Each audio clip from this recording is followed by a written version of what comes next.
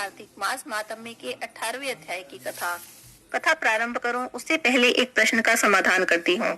कुछ लोगों ने पूछा है कि मैं एक दिन में 2 अध्याय क्यों सुनाती हूँ, क्योंकि कार्तिक मास मातम्य में 35 अध्याय हैं, जो हमें 30 दिनों में पूरे करने हैं।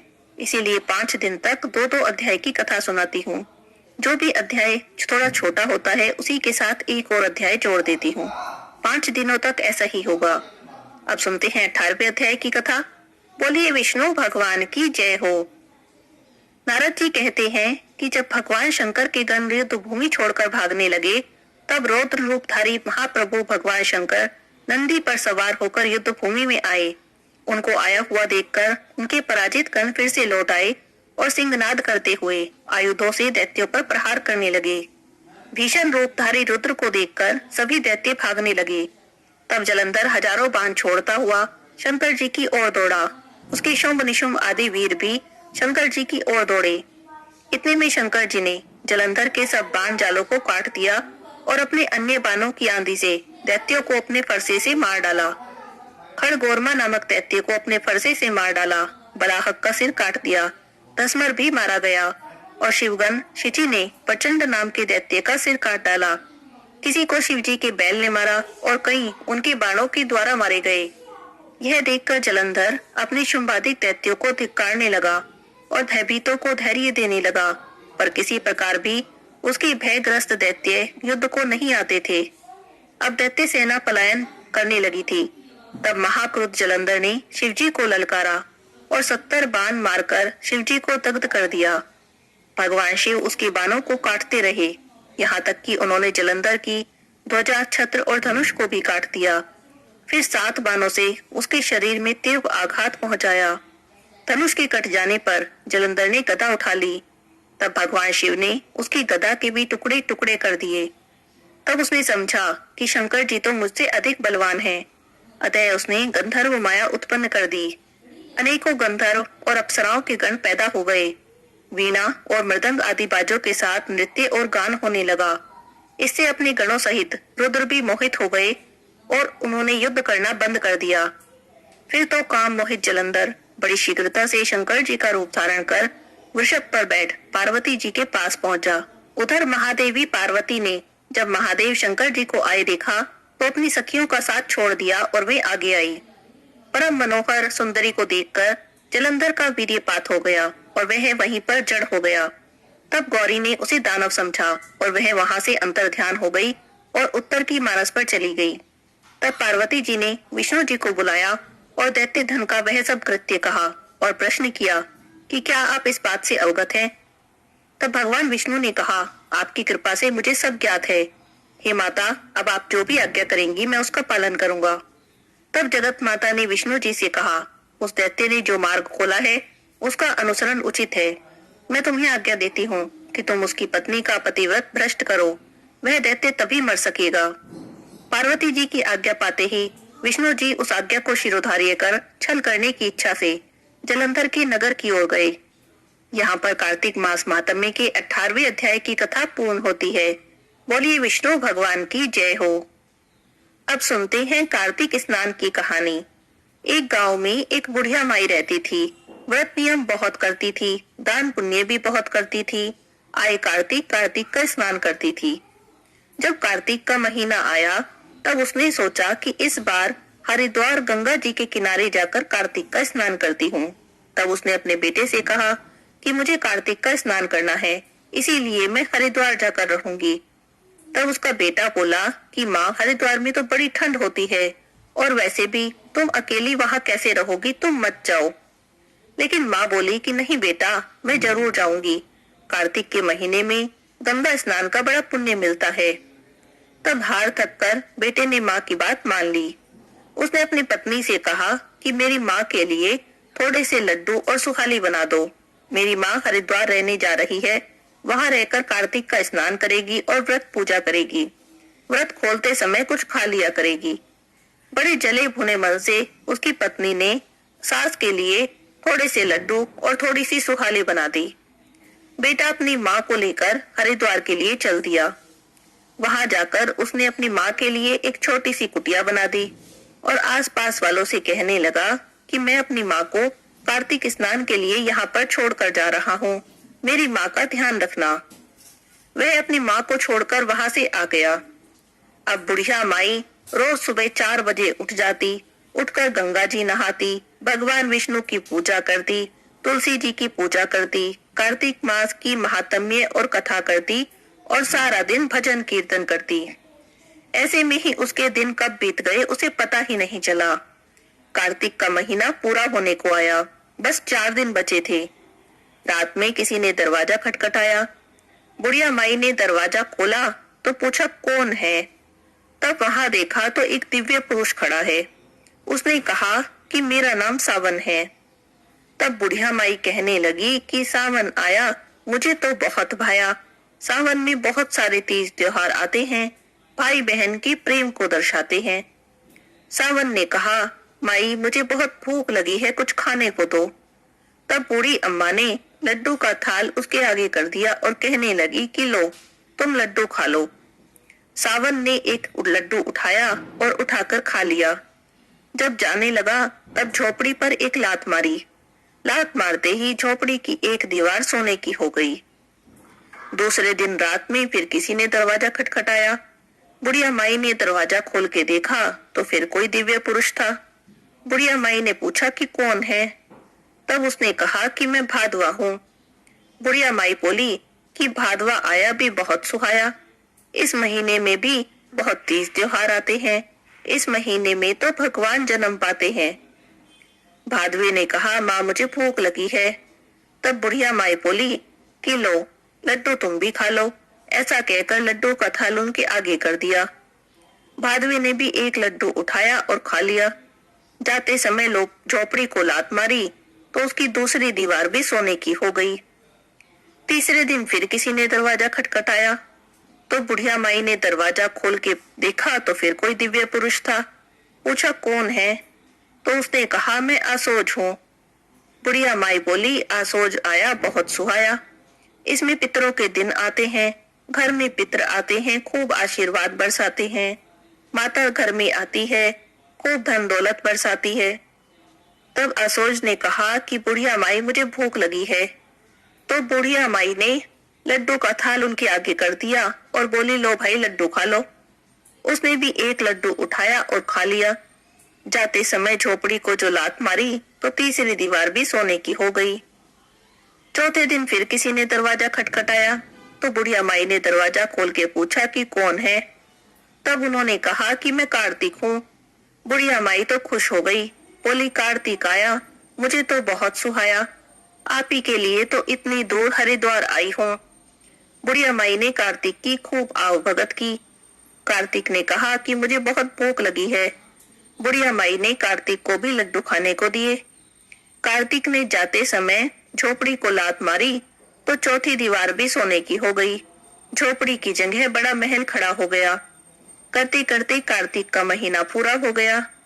बुढ़िया माई का बेटा जब उसे लेने आया तो झोपड़ी की जगह पर बड़ा महल देखकर हैरान रह गया। सोचने लगा कि मेरी माँ की झोपड़ी कहाँ गई, मेरी माँ कहाँ गई। आस पड़ोस में पूछा कि मैं अपनी माँ को छोड़कर गया था, उसकी झोपड़ी कहाँ गई। तो सभी कहने लगे कि इस महल में ही तुम्हारी माँ रहती है, तुम अंदर जाकर देखो। उसने अंदर जाकर देखा तो माँ बड़े सुख से बैठी थी। खूब हीरे मोती सोना चांदी हो रहे थे, खूब नौकर चाकर घूम रहे थे। तो उसने पूछा माँ ये सब कैसे हुआ।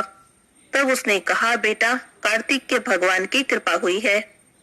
तब उसने बहुत सारा सोना चांदी इकट्ठा किया और अपनी माँ को लेकर चल दिया। घर आया तो उसकी बहू तो देखकर हैरान रह गई। सोचने लगी मुझे पता होता कि कार्तिक स्नान का इतना फल होता है तो मैं अपनी माँ को ना कार्तिक स्नान करा देती। ईर्ष्या के मारे वो तो जल भुन गई और अगले कार्तिक आने का इंतजार करने लगी। जब अगला कार्तिक का महीना पास आया तब बहू अपनी माँ से कहने लगी कि माँ इस बार तुम भी कार्तिक का स्नान करने के लिए हरिद्वार में जाकर रहो, पूरे महीने वहीं रहना और आते समय मेरे लिए बहुत सारा सोना लेकर आना। तब उसकी माँ बोली देख बेटी तेरी सास तो धर्म कर्म वाली है, पूजा पाठ करती है, 1 महीना वहां रह आई। मेरा तो ना मन लगता है पूजा पाठ में और ना मुझे आता है पूजा पाठ करना। लेकिन उसने कहा कि माँ मुझे नहीं पता, तुम्हें जाकर वहां करना क्या है? तुम्हारे रहने खाने का इंतजाम मैं कर दूंगी, तुम जाकर वहां रह लो और 1 महीने बाद खूब सारा धन लेकर आ जाना। उसकी जिद पर उसकी माँ कार्तिक नहाने को हरिद्वार जाने को तैयार हो गई। अब बहू ने बहुत सारा खाने का सामान बनाकर अपनी माँ को दिया और कहा कि दिन भर तुम खाती रहना और थोड़ा बहुत पूजा पाठ कर लेना, 1 महीना कब निकल जाएगा पता भी नहीं चलेगा। इसने अपने पति से कहा कि जाओ मेरी माँ को भी हरिद्वार छोड़ आओ। तो बेटा अपनी सास को लेकर हरिद्वार गया और वहां जाकर एक कुटिया बना दी। उसमें अपनी सास को छोड़ दिया। आसपास वालों से बोला कि मैं अपनी सास को लेकर आया हूँ, इस बार मेरी सास कार्तिक नहाएगी तो इनका ध्यान रखना। तो लोगों ने कहा ठीक है। अगले दिन सुबह सुबह कार्तिक का जो स्नान था तो सभी लोग उसे जगाने लगे, कहने लगे कि आओ माताजी कार्तिक का स्नान कर लो। तब वो बोली कि ना बेटा मुझसे तो इतनी सुबह नहीं उठा जाएगा, मुझे तो बड़ी ठंड लगती है, मैं तो ठंडे पानी में नहीं नहा सकती, तुम लोग जाओ। तब वे सब कार्तिक का स्नान करने चली गई। वो बुढ़िया पड़ी सोती रही, सारा दिन सो सोकर निकाल देती, पड़ी सोती रहती और जब भूख लगती तो उठकर कुछ खा लेती। ना कोई पूजा पाठ करती, ना तुलसी सींचती, ना भगवान की पूजा करती, कुछ ना करती, बस पड़ी रहती। इस तरह करते करते पूरा कार्तिक का महीना पूरा होने को आया। अंतिम 4 दिन बचे थे। रात में किसी ने दरवाजा खटखटाया तो उसने उठकर दरवाजा खोला। उठकर पूछने लगी कि कौन है। तब देखा तो एक दिव्य पुरुष खड़ा था। उसने कहा मैं सावन हूँ। उसने कहा सावन है तो मैं क्या करूं?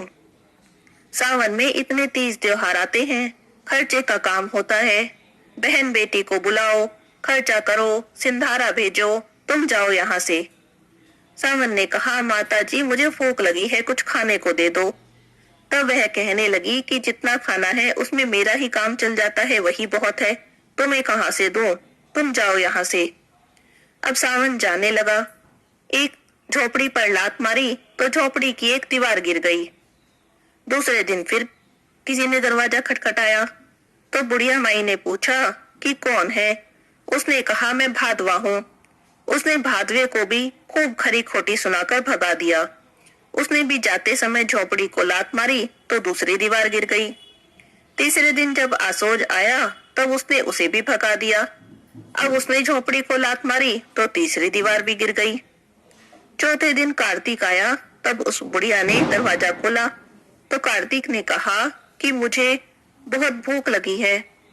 तो वह कहने लगी तो मैं क्या करूं, इतनी ठंड में कार्तिक नहाने के लिए यहाँ पड़ी हूँ, तो अब तुम जल्दी से मुझे बहुत सारा धन दे दो जिससे कि मुझे यहाँ से छुटकारा मिले।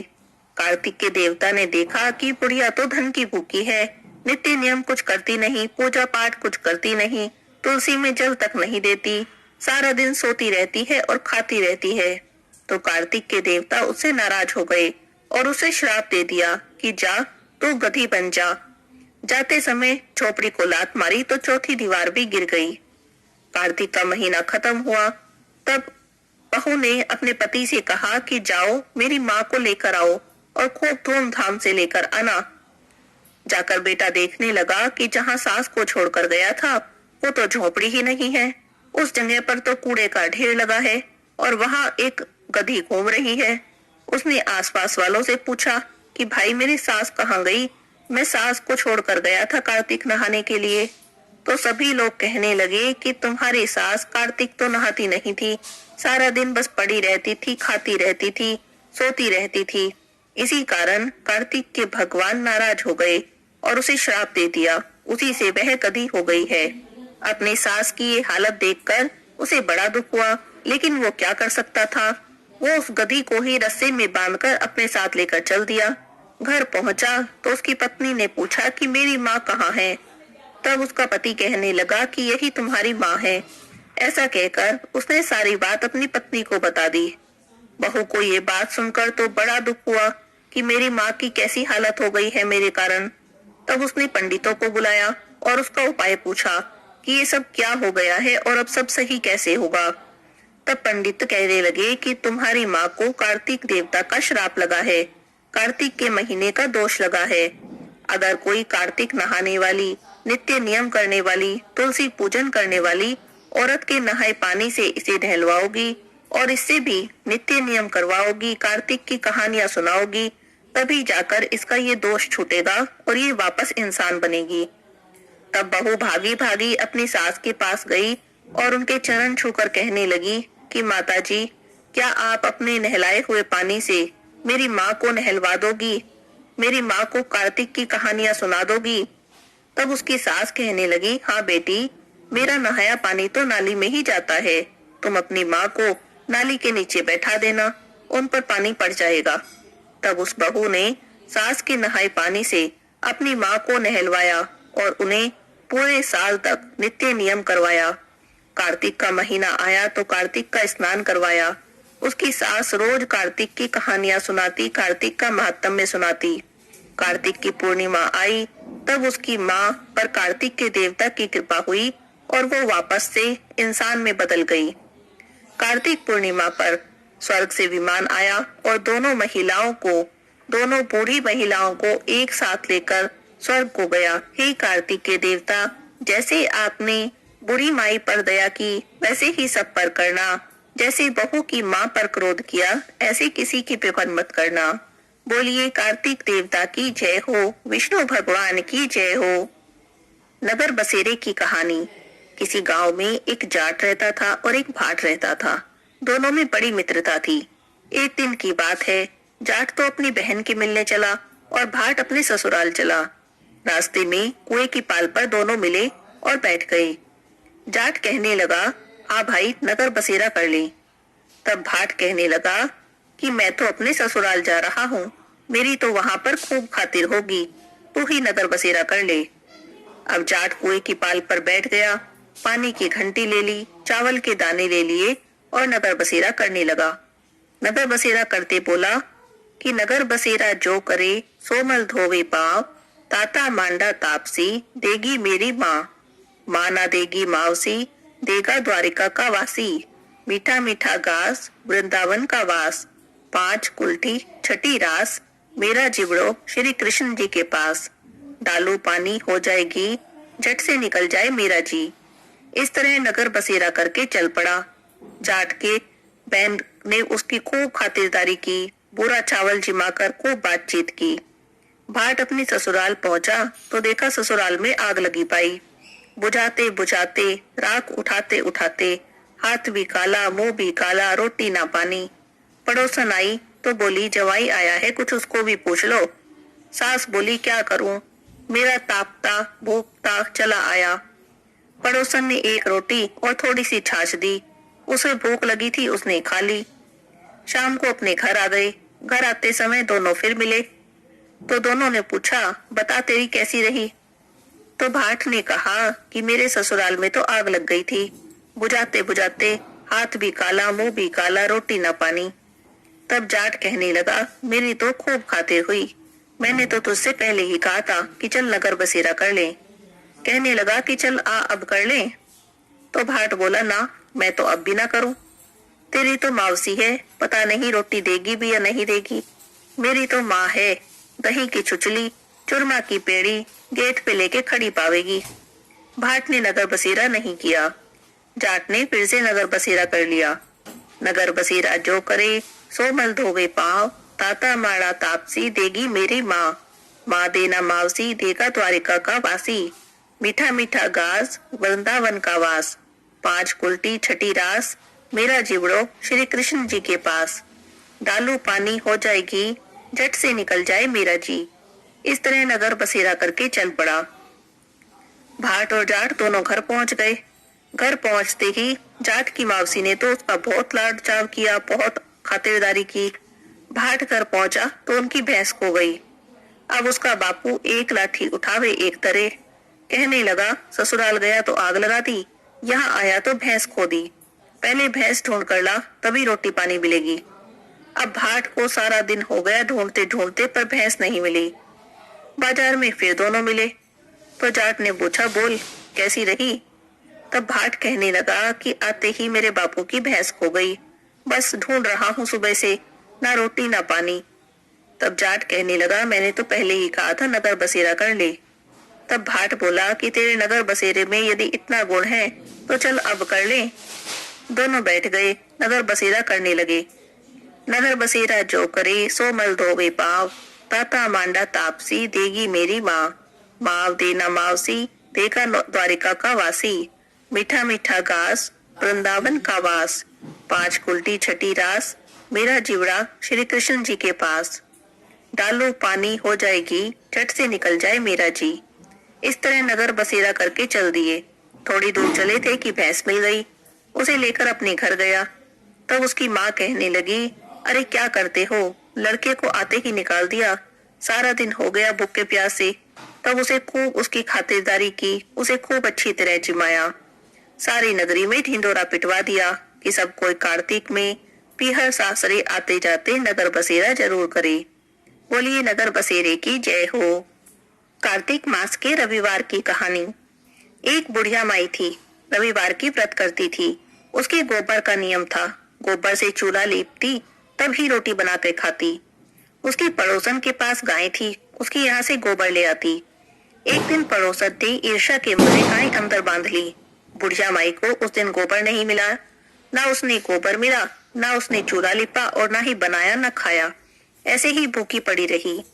सपने में सूर्य नारायण भगवान आए और पूछा, बुढ़िया माई भूखी क्यों पड़ी है? तब बुढ़िया माई बोली कि मेरे गोबर का नियम है, चूल्हा गोबर से लीप के तभी रोटी बनाती हूँ और तभी भोग लगा के खाती हूँ। मुझे आज ना गोबर मिला, ना मैंने लीपा और न खाया। तब भगवान सूर्य नारायण सोचने लगे कि अगर बुढ़िया माई भूखी पड़ी रही तो पड़े पड़े मर जाएगी, मेरे दोष लगेगा। तब सूर्य नारायण बोले कि बुढ़िया माई बाहर निकल के देख, तेरी गोरी गाय और बछड़ा बंधे हैं। गाय ने एक लड़ी सोने की करी, एक गोबर की करी। पड़ोसन ने देख लिया, सोने की लड़ी को पड़ोसन ने उठा लिया, गोबर की लड़ी बुढ़िया ले आई। उसने चूल्हा लिपा, लीप पोत के रोटी बनाई, भोग लगाया और खा ली। अब वो रोज ऐसे ही करने लगी।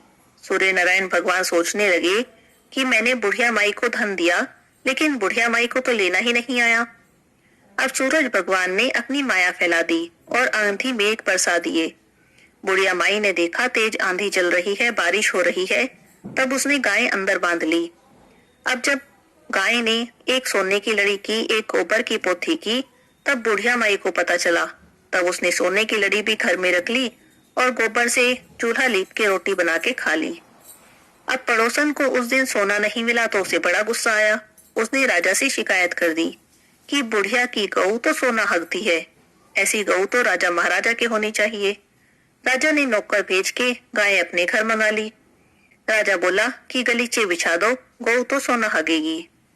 गाय ने सारा घर गोबर से भर दिया। राजा ने बुढ़िया माई बुलवाई और पूछने लगे कि तुम्हारे घर पर तो सोना हगे, हमारा गोबर से भर दिया। तब वह कहने लगी कि महाराज जी, मेरे तो गोबर का नियम है, गोबर से चूल्हा लीप के खाना बना के खाती हूँ। एक दिन गोबर नहीं मिला तो भूखी पड़ी रही और सो गई। सपने में सूरज नारायण दिखे और उन्होंने कहा कि बुढ़िया माई भूखी क्यों पड़ी है। तब मैंने उन्हें बताया कि आज मुझे गोबर नहीं मिला। तब उन्होंने कहा कि बाहर जाके देखो। मैंने जाके देखा तो गाय बछड़ा बंधे थे। अब गाय एक सोने की लड़ी करे, एक गोबर की। पड़ोसन सोने की ले जाती और गोबर की मैं ले आती। एक दिन आंधी तूफान आए तो मैंने गाय अंदर बांध ली। तब जाके मुझे पता चला कि एक सोने की लड़ी और एक गोबर की पोथी करती है। पड़ोसन को उस दिन सोना नहीं मिला तो आपसे चुगली कर दी, मुझे तो सूरज नारायण भगवान ने दी है। तब राजा ने बुढ़िया माई को गाय भी दी और पुरस्कार भी दिया, बहुत सारा धन दिया। पड़ोसन को दंड दिया, जैसे बुढ़िया माई को आए वैसे सबको आना, कहते सुनते हुंकारा भरते को। बोलो सूरज नारायण भगवान की जय हो। तुलसी माता की आरती। तुलसी महारानी नमो नमो, तुलसी महारानी नमो नमो, हरि की पटरानी नमो नमो, तुलसी महारानी नमो नमो।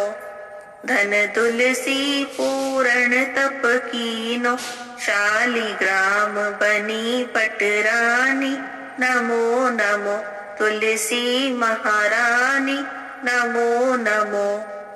जहाँ के पत्र मंजरी कोमल, श्रीपति कमल चरण लपटानी, नमो नमो तुलसी महारानी, नमो नमो तुलसी महारानी, नमो नमो हरि की पटरानी, नमो नमो।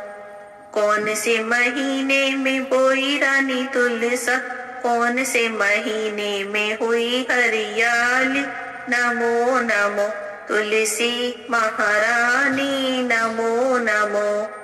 कौन से महीने में हुई तेरी पूजा, कौन से महीने में हुई पटरानी, नमो नमो तुलसी महारानी, नमो नमो। आषाढ़ मास में बोई रानी तुलसा, सावन मास में हुई हरियाली, नमो नमो तुलसी महारानी, नमो नमो। कार्तिक मास में हुई तेरी पूजा, मंगसिर मास में हुई पटरानी, नमो नमो तुलसी महारानी, नमो नमो। धूप दीप नैवेद्य आरती, पुष्पन की वर्षा बरसानी, नमो नमो तुलसी महारानी, नमो नमो। 56 भोग 3600 व्यंजन, बिन तुलसी हरि एक न मानी, नमो नमो तुलसी महारानी, नमो नमो। जो कोई तुलसा जी को सवेरे गाए, श्री कृष्ण के दर्शन पाए, नमो नमो तुलसी महारानी, नमो नमो। जो कोई तुलसी जी को दोपहर को गाए, खीर खांड के भोग लगाए, नमो नमो तुलसी महारानी, नमो नमो। जो कोई तुलसी माँ को शाम को गाए, श्री कृष्ण जी की आरती उतारे, नमो नमो तुलसी महारानी, नमो नमो। जो कोई तुलसी जी को रात में गाए, श्री कृष्ण जी के चरण दबाए, नमो नमो तुलसी महारानी, नमो नमो। सभी सखी मैया तेरो यश गावे, भक्ति दान दीजो महारानी, नमो नमो तुलसी महारानी, नमो नमो। हरि की पटरानी, नमो नमो तुलसी महारानी, नमो नमो। बोलिए तुलसी माता की जय हो, विष्णु भगवान की जय हो, लक्ष्मी माता की जय हो।